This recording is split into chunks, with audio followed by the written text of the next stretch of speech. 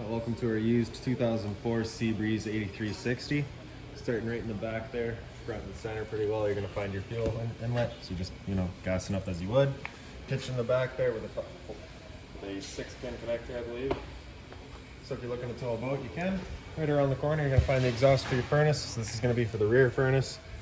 It's the exhaust for it just right there, so it does get hot. You just want to make sure nothing's blocking that off if you're ever running it.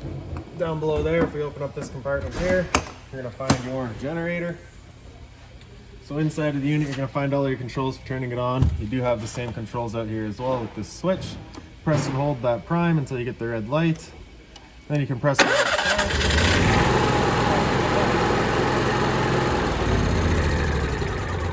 You get your breakers there for it as well, so those just reset, simple as that. Once you're done, just pressing it back into place.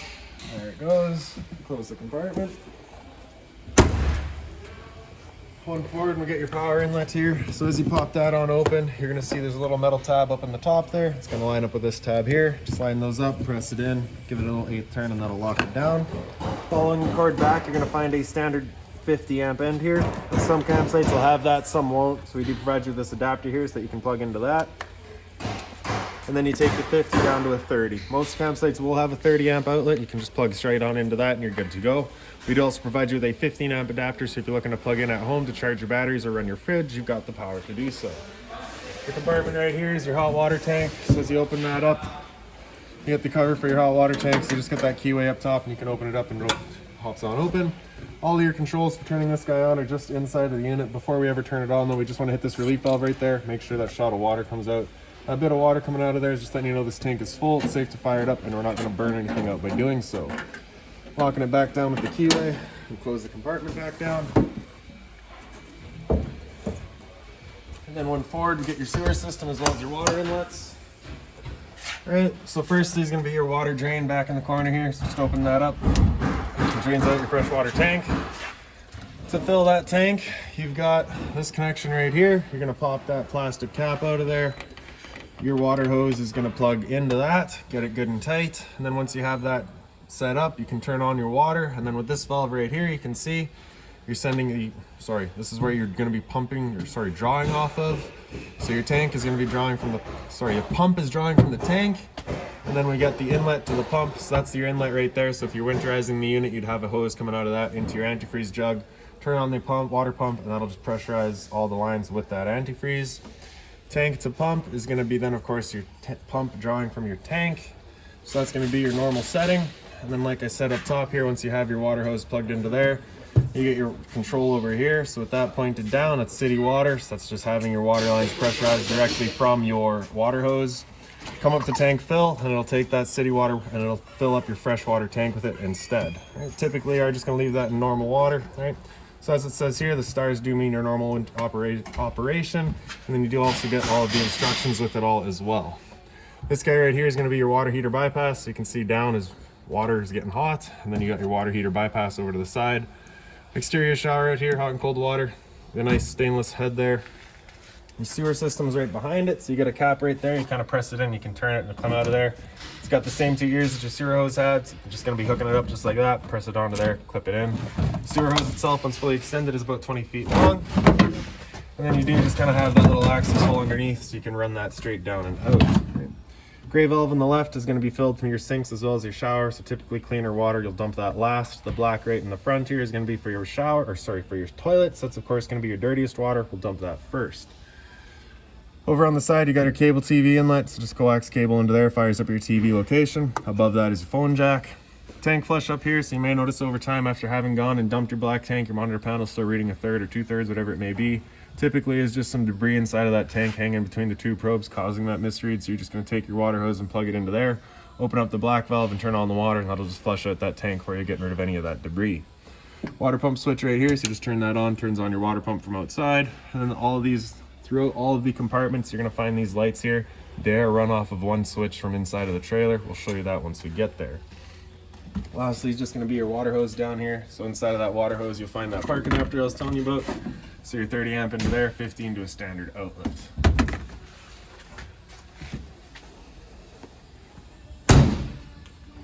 All of these compartments here are just wide open storage. The only one I'm going to show you is this one right here. because that's where your spare tire is. It is a tire itself, there's no rim on it. Around front of the unit, the only thing up here really is kind of, I guess you could call it a hood if you want to. So if we open that up, you just get your key here, stick it on in, and it's upside down. I guess it's just the wrong key. Stick it on in, we can open it up, and then this guy will come out of there. Just like that, and then you can open it up. Falls on down, then you get access to all of your fluids. Right? Close it back up and lock it back down. Pop it back into place and then just lock that back down again, just so that it doesn't pop out on you. Right. Into the other side here. Another just a storage compartment there. It's also just storage. And again, just storage. Up above that, we got the exhaust for your front furnace, right? It's the same thing, it does get hot, don't block it off. Above that's a service port for your fridge. Straight up from there, you got a stove vent as well, so that is pretty well just open all the time. So of course you got a fan inside to help evacuate any sort of fumes that are coming out of there from your stove. And this compartment here, I'm pretty sure is also just empty. Yep. Again, empty. Yep. And then in the back here, this is your propane. As you open that up, you'll find the propane tank. So really all that you're concerning yourself with out here is going to be, I guess, your gauge and then your valve itself. So you're just turning that up to open it off and then, you know, close it off as you need. Simple as that. You'll notice this compartment does not lock. That's just a safety thing so that you always have access to the tank. And then in the back of the unit, you just get your ladder up here so you can get up top and check your seals. The unit does also have a backup camera. Now we'll make our way inside. So you'll notice this line here going inside, that's just a battery charger. Your assist handle up 90 degrees and it'll fall into place. Then we can open up the door and the steps will come out automatically. Those steps are run off of a switch right up here. So with that switched kind of in towards the wall, that's your steps turned on. You can turn them off just like that and they'll stay in or stay out. Right? Compartment light down below that, so that turns on a little light inside of all of your storage compartments. Ceiling light in the middle there, turns on the two front ones. Right above that, porch light, if you turn it to the right, turns on the one inside. If you turn it to the left, it turns on the one outside. And then in the bottom left corner there, you get your disconnect. So that's for your battery. So you can see up there, you currently have that light on. That's your battery just turned on. Turn that off, disconnects your battery and turns off everything. There you go.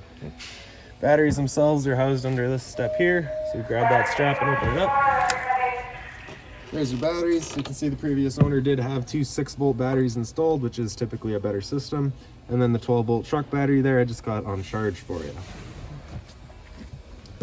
Then as you come inside, first things first, right on the right there, you got your fire extinguisher. So that's standard, pull the pin, point, and shoot. Then this switch right here will do your two kitchen lights. And then just coming right back to the end of the slide and around the corner, we got all your controls here. So actually just through into the bedroom. Right up on the wall here, you get your hallway light, so you can turn on that light in the hallway. You also get your bedroom light in here as well. And for your slide outs, you do have this key on them as well, so you can have them turned off and then it just won't move at all. Have to turn them on, then you can press and hold open. So that bed in the back there will make its way out.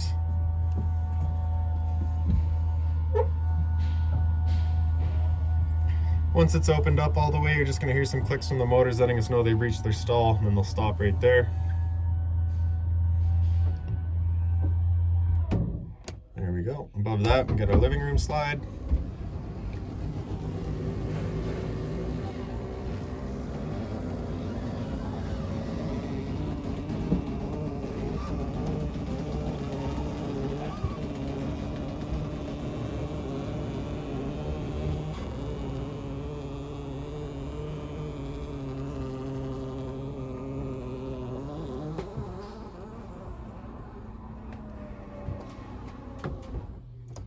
Go. Above that, we got your thermostat. So that thermostat's controlling your front furnace and your front air conditioner. So on the left there, press that up, come into cool, turn on the air conditioner. Of course, you can select your high or low fan. Typically, you're going to want to just leave that in auto. Just chooses what fan speed's the most appropriate. If you have that turned on, your fan will just stay on all the time. Temp selection's on the side there. So of course, we got it max cool right now. Your air conditioner is going to be moving all of its air through all of our ceiling ducts. Okay.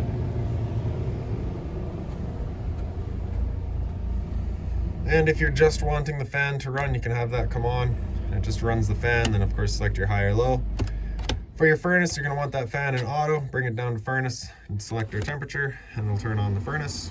Furnace will be moving its air through all the portals that we got up in the walls throughout the unit. Simple as that. Then up top we get another switch here for turning on your pump. So if you'd use that switch outside to turn on your pump, you'd have a little green light there just letting you know your pump is turned on and active. If you use this switch here, you can also turn it on, also turns it back off. Battery up top here, so that's just kind of your monitor system. It lets you know where you're at. So we'll press and hold chassis, and then you can see 13.8, so we are currently charging. And then under house, you should see the same thing because we're plugged in. Yep.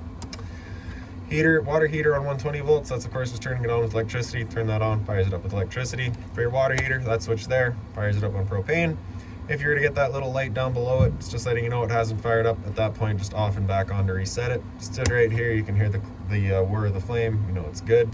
Your tank level test, so we just press and hold that, and then you can see your readout there. So your LP gas, your liquid propane is currently full. Your fresh water, we've currently got draining. Your gray tank and your black tank are both empty. Above that, it's your carbon monoxide alarm.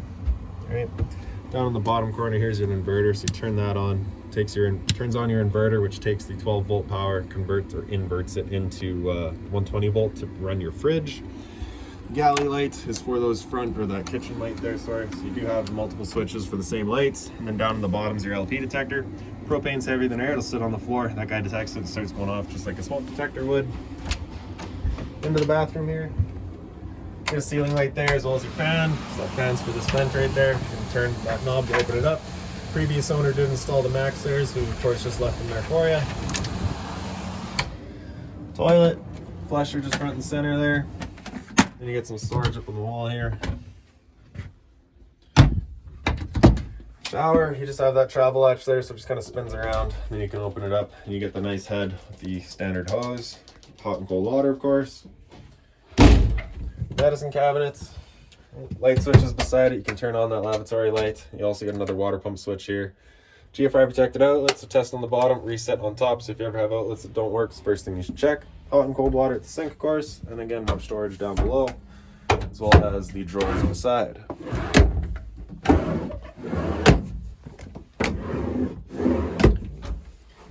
And then in the bedroom here, so we showed you the light switch, and you get the same sort of thermostat up above that. So this thermostat, of course, runs your rear air conditioner as well as your rear furnace, which is in the back corner there. Pick up the foot of your bed, and you get access to a storage compartment there. At the head of the bed, there's a little light switch on this side here. Turns on the light up top. Same light over there, turns on there, light over there. Then on the side here, you get a little push button, turns on the light. And then right in the back corner here, well, I guess in the back wall, you have your storage, little power outlet there as well. And this guy here is just going to be access to a little bin. Then we get more storage back here, as well as underneath the TV. TV itself is just sitting there loose, just kind of is what it is. Then in your closet, you get the latch there. You're going to pull that forward, and then you can unlatch it, open it up. There's a little storage cubby back there as well. Same latch on the other side. That's about it for back here. So we'll come on back up into the kitchen here, and you get some storage on top here. Right above that, you're going to find your fire alarm. Lights, if you are curious, are on a dual function switch, so you can have them in the center position, in which case it'll just turn on the one light. If you have them all the way forward, it turns on both. For your fridge, power button on the left there with it at flush is going to turn it on. The button on the right there with it out is first going to run on auto. Auto is first going to look for AC power. If AC power is taken away, it'll automatically flip over to gas. And if you want it solely running on gas, you can hit that button again. It'll come over to gas and run just off of the propane. If you were to get that check light there, it's just letting you know it hasn't fired up. So at that point, just off and back on to reset it. Temp control on the side there. Freezer up top and your fridge down below. This compartment here, if we open that up, you get kind of your active sort of pantry space. It just slides on out. You do want to make sure that is latched whenever you're not using it, of course. Down below is just a return air for your furnace, so being careful not to block that off. Above the microwave is some storage. Microwave itself is pretty standard, just like home, just with the addition of a convection feature, I believe. And then this cover here, we're gonna bring that up and out of the way. And we get another cover to bring out of the way. Then you can turn your knob over to light, hit it with a sparker, it fires right up. I will just mention that the first time you go to use your propane system, especially if you've been away from the unit for a while, it will take a minute to fire up just because it'll have to clear all the air to the propane lines. That's normal. Drawer storage down below. Close to the side. As well as beneath the sink. For the covers, I'm just going to lay them back down, fold them back over. Then they just sit on top. A little light up here as well, so same sort of dual function switch. A bit more storage up above, as well as in here.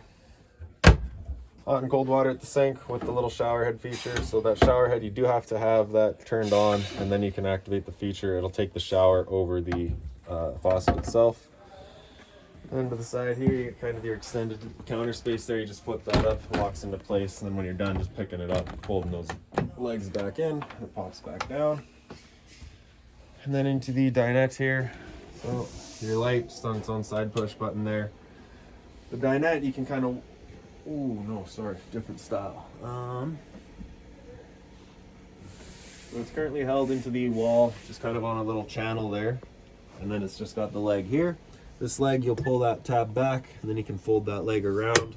You'll pull it up and out of its channel, and then it'll sit down onto the two ledges on either side of the dinette there. You'll take your back cushions, fill in the middle, create a bed. This little thing right here, if we open that up, that's all of your owner's manuals, anything like that for the unit you find right in there. This light here is on its own center bottom push button. Nope. Gotta be a switch for it somewhere.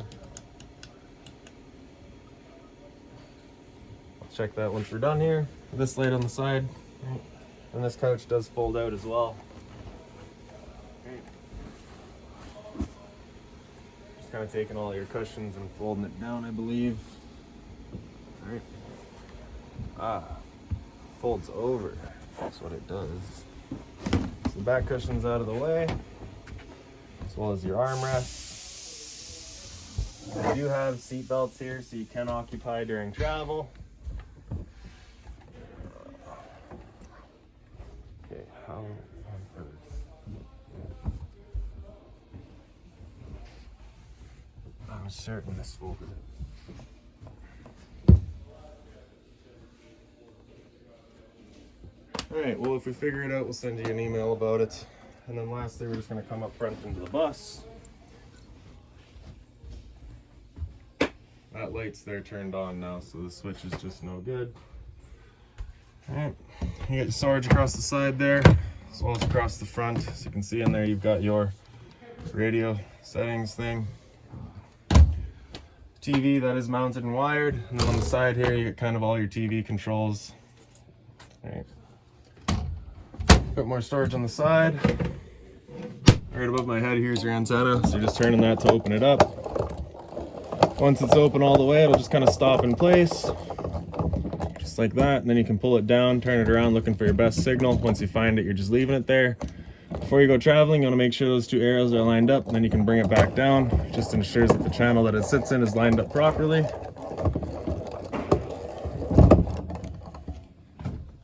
And really, that's about it for this unit. So if you've got any other questions on it, please feel free to give us a call, 204-237-7272.